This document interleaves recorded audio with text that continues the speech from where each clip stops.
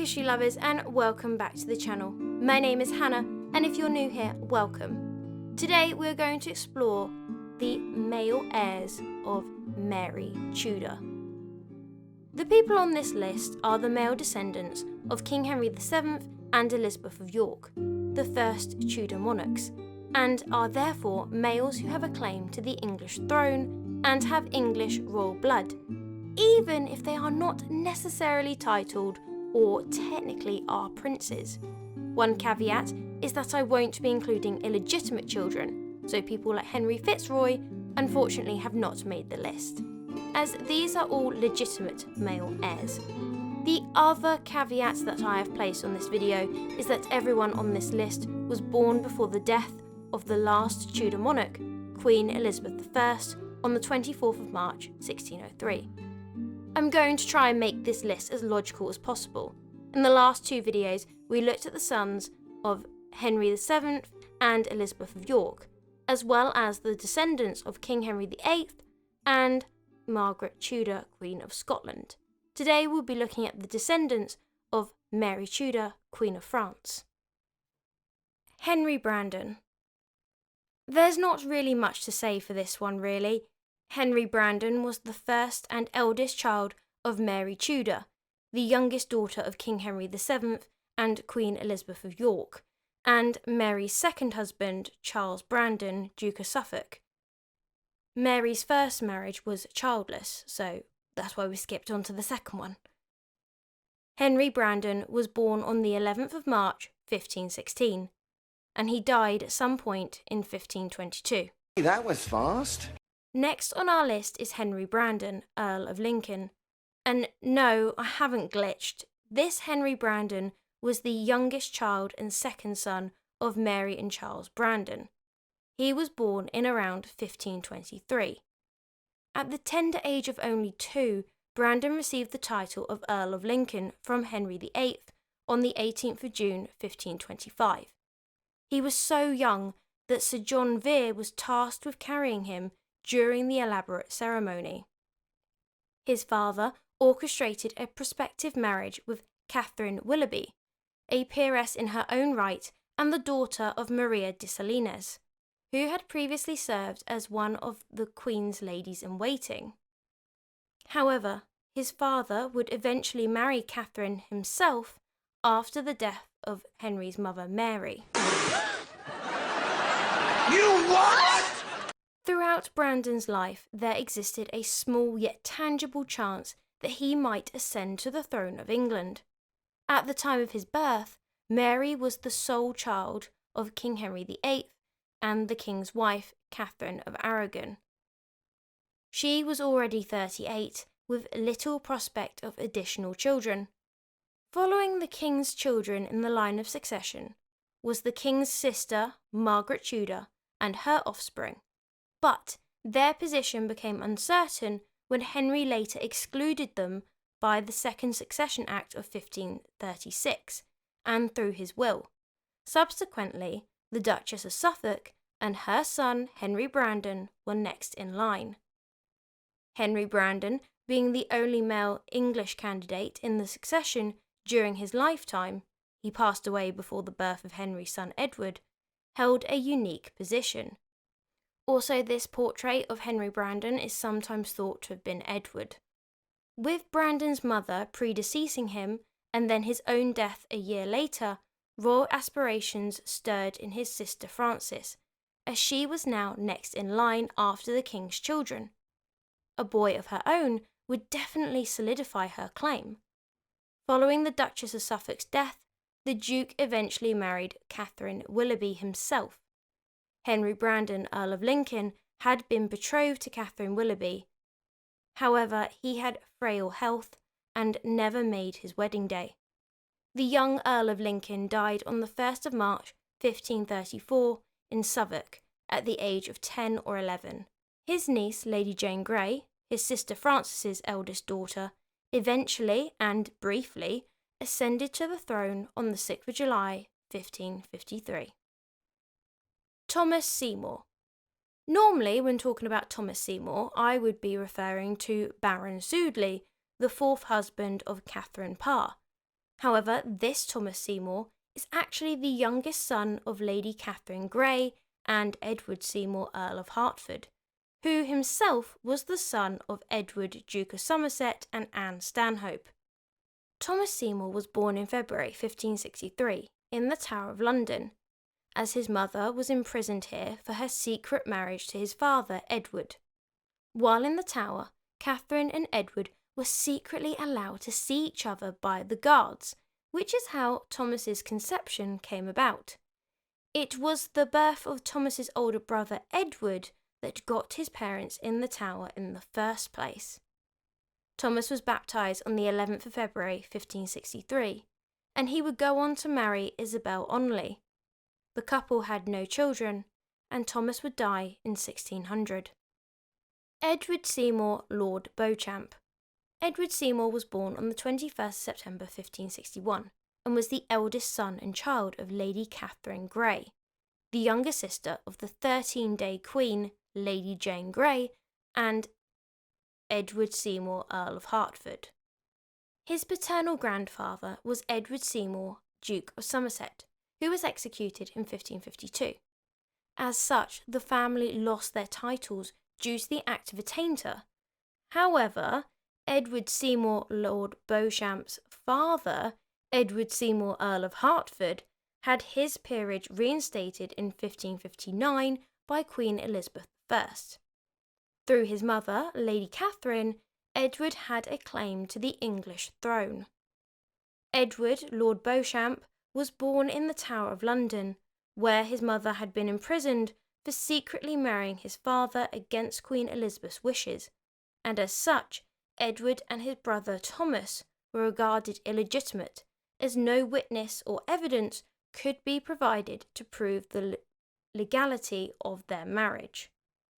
Edward married Honora Rogers in 1572. It is said that Beauchamp's father, Edward, Earl of Hertford, strongly opposed the match and blamed Honora's father for not doing enough outwardly to oppose the match. Lord Beauchamp had 6 children with his wife, 3 daughters and 3 sons. Lord Beauchamp predeceased his father, the Earl of Hertford, in 1612, so it would be his son, yet another Edward Seymour, who would take up the title of Lord Beauchamp upon his death. However, it would be his second son, William Seymour, who would become the Duke of Somerset, as his brother Edward would also die before his grandfather, the Earl of Hertford. Confused yet? Yeah, me too. You have no idea how many takes I had to do for this section. Edward Seymour, Lord Beauchamp. And no, this is not the same one, this is the different one. So I briefly talked about Lord Beauchamp in the last bit. Edward Seymour was born in 1586, and as mentioned earlier, he predeceased his father, so never got the title of Earl of Hertford or Duke of Somerset. He would go on to marry Lady Anne Sackville. However, he would die in 1618, and the couple would not go on to have any children together. William Seymour, Duke of Somerset. William was Edward's younger brother and the second son of Edward Seymour, Lord Beauchamp, and Honora Rogers. He was born in 1588. William secretly wed Arabella Stuart at Greenwich on the 22nd of June, 1610, the daughter of Charles Stuart, 1st Earl of Lennox, and Elizabeth Cavendish. Despite Arabella being 13 years his senior, King James I disapproved of the union. The marriage of 2 potential Tudor claimants to the throne, respectively 4th and 6th in line, was perceived as a threat to the ruling dynasty. Consequently, William was sentenced to lifelong imprisonment in the Tower of London, becoming the 4th of 5 consecutive generations of Seymours to experience confinement in that tower. In June 1611, Seymour successfully escaped from the Tower, intending to rendezvous with Arabella, who had also managed to escape captivity. Their plan was to flee to the continent, but inclement weather and other circumstances prevented their reunion. Arabella was recaptured and returned to the Tower. William, on the other hand, reached safely abroad in Ostend, but was never able to reconnect with Arabella, who remained in the Tower until her death in 1615. He and Arabella didn't have any children. Seymour received a knighthood as a Knight of the Bath in November 1616. William then wed for a second time on the 3rd of March 1617 to Lady Frances Devereux, and with her he had about 8 children. Again, I'm not sure of the exact number. In December 1620, he was elected Member of Parliament for Marlborough in Wiltshire, but relinquished the seat shortly afterwards upon the elevation to the House of Lords. This elevation occurred after succeeding his grandfather as the Earl of Hertford in 1621. Within the House of Lords, Seymour emerged as a notable opponent to King Charles I. He lent his support to the Petition of Right in 1628 and co-signed the letter of the 12 Peers in 1640 alongside his brother-in-law Robert Devereux, 3rd Earl of Essex. Throughout the Long Parliament, Seymour gradually distanced himself from the more radical adversaries of the king. In 1641, he was granted the title of Marquess of Hertford by Charles I. During the Civil War, Hertford adopted a moderate royalist stance, aligning with figures like Sir Edward Hyde.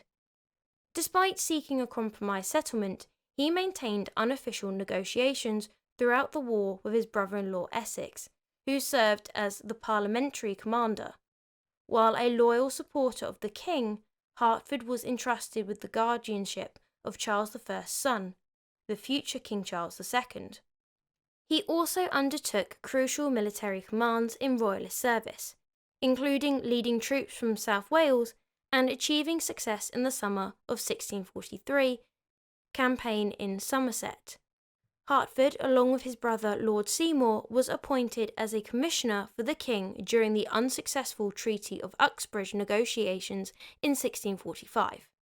Following the conclusion of the Civil War and the king's imprisonment, Hertford emerged as the most notable nobleman to stand by the king throughout his captivity, remaining with him until his execution in 1649. He, alongside 3 other lords, the Duke of Richmond and the Earls of Lindsay and Southampton, petitions the Commons seeking permission to assume responsibility for the king's actions and willing to face death in his stead. Throughout the interregnum, Hertford purposely distanced himself from both political activities and royalist conspiracies. He held the belief that the monarchy would eventually be reinstated and that engaging in conspiracies would only hinder the restoration.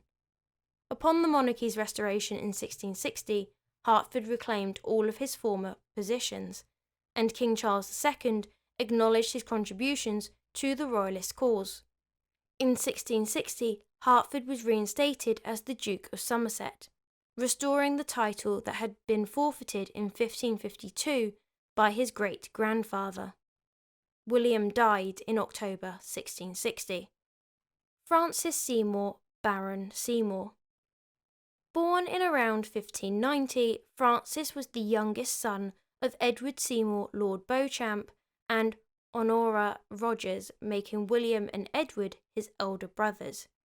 Both Francis and his brother William took part in the English Civil War, fighting on the royalist side for their king. Spoiler alert, King Charles I lost the war and lost his head. Not a great plan. But upon the monarchy's restoration, the Seymours were restored the titles that they had forfeited, including the Dukedom of Somerset, which had been forfeited by their great-grandfather. William secretly wed Arabella Stuart at Greenwich on the 22nd of June 1610, the daughter of Charles Stuart, Earl of Lennox, and Elizabeth Cavendish. Despite Arabella being 13 years his senior, King James I disapproved of the union, as it was a threat to his throne. Consequently, William was sentenced to lifelong imprisonment in the Tower of London. In June 1611, Seymour successfully escaped from the Tower, intending to rendezvous with Arabella, who had also managed to escape captivity. Their plan was to flee to the continent, but Arabella was recaptured and returned to the Tower. William, on the other hand, reached safety abroad in Ostend, but was never able to reconnect with Arabella, who remained in the Tower until her death in 1615. Francis was accused of aiding his brother William escape from the Tower. However, Arabella protested his innocence. On the 23rd of October 1613, Francis was knighted by King James I. Francis began his political career in 1621 when he was elected as a Member of Parliament for Wiltshire, and he would stay in politics until 1641. Francis married twice. His first marriage was to Frances Prynne in 1620, and the couple had 3 children. However, his wife Frances died in 1626. He married for a second time in 1635 to Catherine Lee. On the 19th of February 1641, Francis was created Baron Seymour of Trowbridge, a year after his elder brother William had been created Marquess of Hertford. Francis Seymour died in 1664 at approximately 74 years old and was laid to rest in the chancel of Bedwyn Magna Church. This parish church held significance as the Seymour's ancestral seat of Walthall, owned by his brother. Thank you for listening to this part of the series. Join me next time as I will explore the male princes who descend from King Henry VII's youngest daughter, Mary Tudor, Queen of France. More specifically, through Mary's youngest daughter, Eleanor. If you enjoyed this video, make sure to give it a thumbs up and subscribe if you haven't already. And make sure that that notification bell is on so you never miss a video. And if you really enjoyed this video, then why not give it a super thanks? But anyway guys, until the next one, have a wonderful day.